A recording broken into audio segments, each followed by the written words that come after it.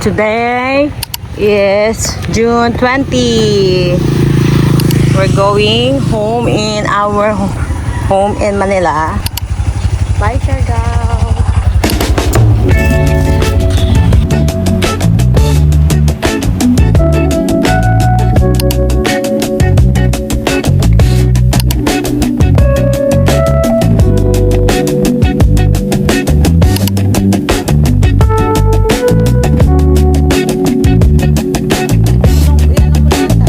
Ganyan naman talaga yan. Sige po. Bye-bye.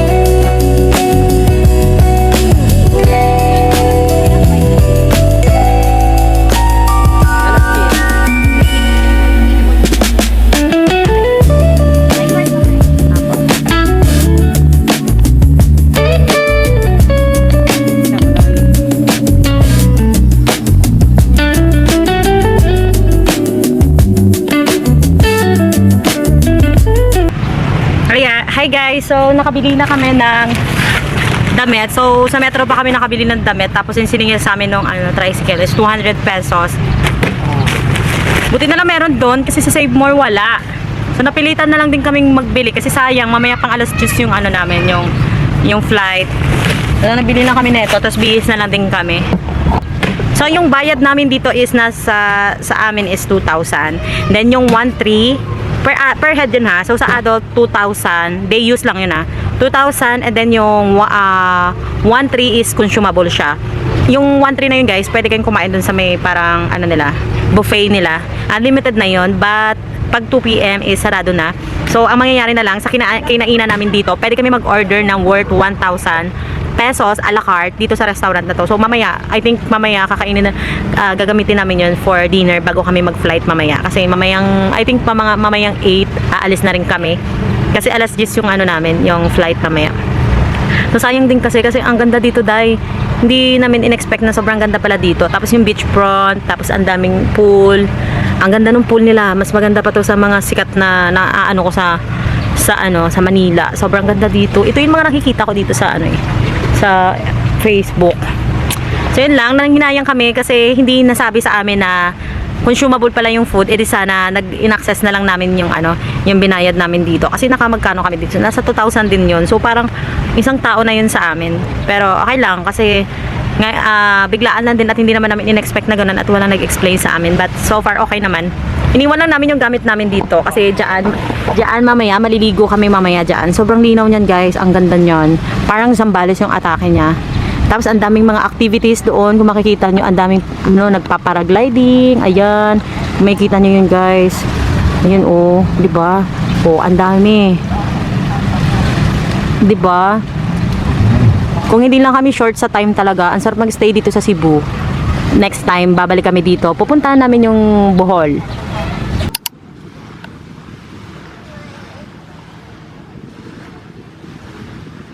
Diyan na sila. Hi! Show it. Show. Oh, yay! Pagtapos ng Siargao, Cebu. You say Cebu. Cebu! What? My God! Mama, pakita mo. Pakita mo. Cebu! Cebu! Cebu! Doon na tayo magbihis. Si Yuki dito ko ng bihisan. Tingnan lang guys, may dala akong ganito kasi ang gagawin ko sana is pasusuot kay Yuki, pang tops niya and then lalagyan ng shorts. So buti na may dala ako nito. At least hindi namin nakabili. Hoy! Nag-bold star ka na dyan. Pasaway ka. Dito ka. Dali. Pure. Diba? Ang ganda. Hindi niya to nasuot sa sa Siargao. So dito niya nasuot sa Cebu. Nandito may kona? Doon. Mamaya ka pa anak doon sa swimming pool at hindi kami makanood sa'yo. Dito ka muna. Doon ka. Mababaw lang yun doon. So nandun na si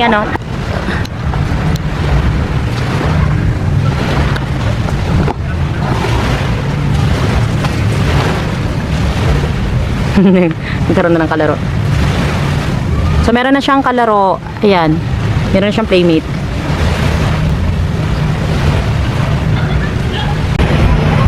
Hi guys, so we're ready. Yay! Anong nila dito? Dito.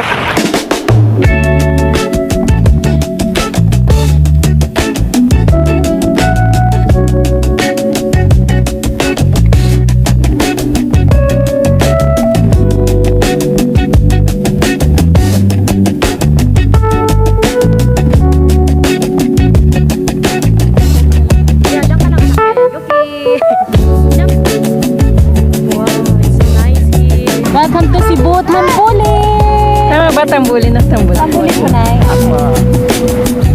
malumot lang pero malinaw ang tubig. Linaw. Madahon-dahon. Pero nakikita nyo sa baba. Grabe, ang ganda pala dito.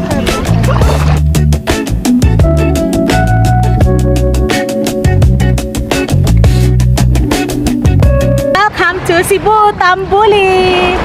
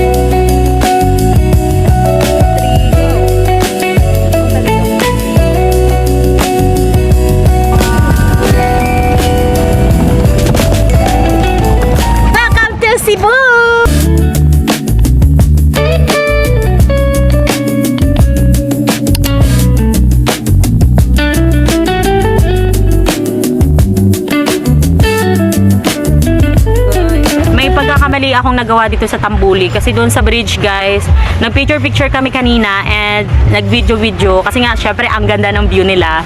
So, ang pagkakamali ko, na-draft ko yung phone ko. So, nalaglag yung phone ko, natumba yung yung stand stick ko na may Canon. So, buti na lang yung Canon ko din nalaglag. So, yung phone ko nalaglag. So, nasa gitna lang naman ako. Hindi naman siya sobrang lalim. Parang mga nasa 7 to 8 feet. So, that time, merong lifeguard na nasa harap. So, hindi pa namin ma-sure kung lifeguard talaga siya. But, sabi ko kay Maring Joms na, Mamo, nalaglag yung phone ko, may phone. Ganun na lang yung naging reaction ko. Pagkatapos nun, si Marang Joms nyo, tinawag ko din si Kuya doon yun parang, pero lifeguard pala talaga siya. Nagtawag ako. Sabi ko, Kuya, yung cellphone ko, baka pwedeng kasi may fear ako sa sa lumot. Doon sa mga parang lumot-lumot na sa ilalim na kapag may nakita ako medyo black doon, medyo may takot ako na languyin kahit kaya ko naman. So, ang tagal nila, si Kuya, nag-expect ako na tutulungan ako ni Kuya na kunin yung phone ko na nalaglag. Kaso guys, ang ginawa niya, tinuro niya lang din kay Maring Joms, binigyan niya ng snorkeling. Nag-expect ako na pupunta na siya para languyin yung phone ko, kaso hindi niya ginawa. Ang ginawa niya is yung goggles na pang snorkeling, binigay niya kay Maring Joms, tapos nakabuhol pa. So sabi ni Maring Joms, paano to? Sabi, alam niyo ang sabi ni Kuya? Ang sabi ni Kuya, tanggalin na lang daw dahil wala talaga siyang reaction. Nakakalungkot lang na binabayaran siya ng maayos. Pero may mali ako doon. So paano kung tao so nag-expect siya na yung tao lang yung dapat malalaglag, tao lang yung malulunod. So yun lang bago siya mag-rescue. So yun yung parang na-disappoint ako sa part na yun kasi hindi siya wala siyang naging reaction, wala siyang naging action that time sa nangyari. So ang ginawa ko, dahil ang tagal nila, nandun pa rin sila, tumalon na lang ako kahit kinakabahan ako or may fear ako dun sa pagkababa ko mismo, dun sa tubig. Muntik pa akong malunod kasi ito yung pinakamahirap sa akin. Marunong ako lumangoy pero hindi ko kaya yung sa pinakailalim kasi tumataas ako. So yun yung nangyari, tumataas ako hanggang sa nawawalan ako ng hininga kasi napapagod ako na pinipilit kong kuhanin sa ilalim kasi nire-rescue ko yung phone ko guys kasi nandito lahat ng mga transaction, lahat sa cellphone talaga. So pinipilit kong i-rescue ng maaga. So wala pa parang umabot ng ilang minutes yun bago umabot ng 5 minutes bago ko siya nilangoy kasi nagantay pa ako sa rescue ni Kuya. So nakakalungkot lang kasi may mga bagay tayo na in-expect na tutulungan tayo ni Kuya kasi syempre under siya dito sa Tambuli but wala siya naging action. So pinaabot na lang din natin sa manager. So iimbestigahan na din naman ng manager. So saludo ako kay Kuya. Hindi nakalimutan ko yung pangalan niya pero shout out sa iyo Kuya. So kinuha na lang din niya yung details namin kasi day use lang kami. Kinuha niya lang yung details namin and then iimbestigahan niya daw tapos kinuha ni Kuya kasi ilalagay niya sa bigas. So mamaya anong oras na 3 PM. So I think mga 8 na ata kami aalis dito. So ilalagay, actually guys nagwo-working pa naman yung phone ko pero kailangan talaga siyang i-drive pa din kasi hindi ko dala yung blower ko. Yung blower ko na doon sa luggage ko. So yung luggage namin nauna na doon sa Manila. So nandito pa kami sa Cebu. So baka pag mamaya pa natin i-blower or mamaya pa natin gagawa ng action, baka mapano yung phone natin. Pero hindi siya ganoon kalalim guys Hindi siya natagalan ng sobrang tagal. Kasi kung hindi ko tinalon yun, kahit kinakabahan ako, wala talaga. Kasi ang tagal din ni Maring Joms niya. Kasi nga nakabuhol. Hindi rin yun marunong mag-goggles or mag-snorkeling. Kaya ayun, nalungkot lang ako. Sana may mga taong, sana hindi na maulit yung ganun. Kasi syempre, may pagkakamali ang mga guests. May mga times talaga na nagkakamali tayo or meron tayong katangahan or hindi tayo nag-iingat sa mga gamit natin. Pero since yun yung trabaho mo, mag-rescue ka, parang tao na rin yun. Paano kung ako yung nalunod doon? Kasi muntik na talaga akong malagutan ng hininga kasi nahirapan akong languyin yung ilalim kasi napagod ako kakapilit abutin yung ilalim. So ayun, 'di ba? Kung paano kung ako yung nalunod, 'di ba? Kasi ayaw niyang gumalaw, parang ayaw niyang parang ayaw niya mabasa. Tapos parang naka-istorbo kami ganun. Kaya nakakalungkot lang, Sana magawa ng action to ng Tambuli kasi nagbabayad naman tayo ng maayos for sure lahat ng mga guests dito yung binabayad kay Kuya galing dito sa mga guests, 'di ba? Sana magawa ng action pero salute ako talaga kay Kuya sa manager dito na nag-insist na i-dry yung phone ko sa bigas. Sana mag-work. Pero nag-work naman siya guys. Ang ginawa ko, water remover doon sa phone app yon. So, nag-work pa talaga yung phone ko actually. Pero gusto ko rin siya ma-dry talaga as in kasi hindi ko dala yung blower ko. So, ayun lang guys. Ang galing ng bakasyon. Sobrang galing ng bakasyon na to, te. Dami. Ang dami talaga nangyari sa amin. Actually, yung phone ni Maring Jones nyo, kung hindi ko talaga din yun, may nangyari din kasi sa phone niya, ayaw mag-charge kasi nabasa siya nung nag-surf. Kasi merong taga-picture doon, so yun yung ginamit yung phone niya. Nabasa rin pala yung pinakailalim doon, so ayaw mag-charge. Since meron kaming blower, ang ginawa ko, yung blower na yun, tinry ko. Tapos, pina-water removal ko din doon sa apps na yun. Yuki! Look! So anyway guys, may papakita ko sa inyo. Tignan nyo guys, oh. Wow. Ang ganda ng ship nila. Wow. Party boat siya guys. Wow guys, tignan nyo yan guys, oh. Sobrang dami ng servings. Ito lang yung in-order namin ni Maring Joms. Maring Joms! Let's eat. Let's eat. Okay, first bite muna. Tikman mo kung ano lasa. Masarap? First bite. Thank you, Lord. Oh. Anong lasa, Day? Oh. Sarap? Guys, ito yung drinks ko. Hindi ako, margarita yung order ni Maring Joms nyo. Mukha kasi siyang alak. Tapos yun naman si Chay Maring nandun. Mga, Aray. Okay. oh, masarap din yung pineapple juice kakaiba. Fresh kasi, kaya masarap. Right? Masarap. Masarap yung pineapple. Sarap.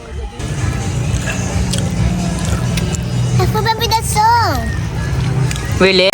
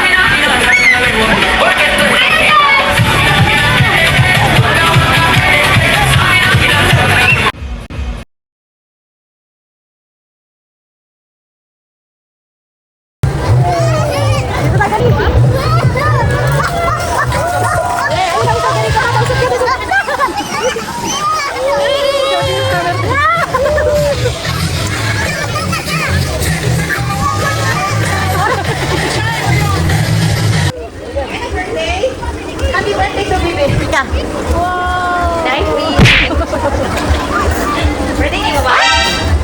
Happy birthday!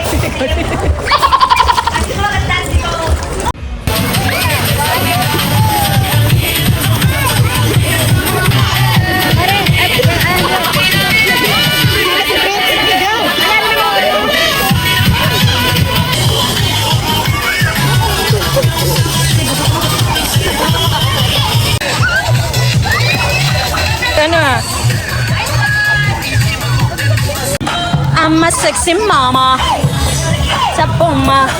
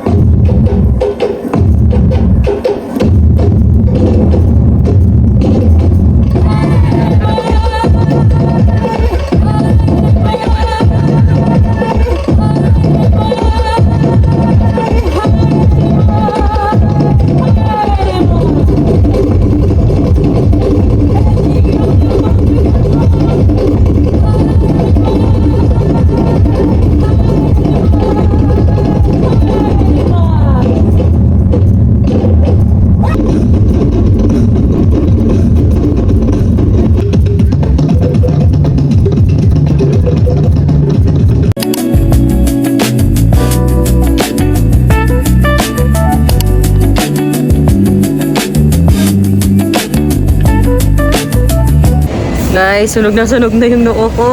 Grabe. Kumikintab. Kumikintab siya sa sunog. So anyway, bibili muna tayo ng Jollibee kasi si Yuki antok na. Wala pa siyang tulog.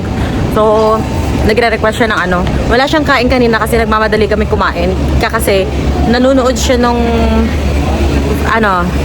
fire dancing kanina. Antok na rin yon. Ayaw kasi matulog kasi nag-e-enjoy pa. Nung paalis na kami, saka lang siya inantok. Sobrang antok niya na, nararamdaman niya na yung antok.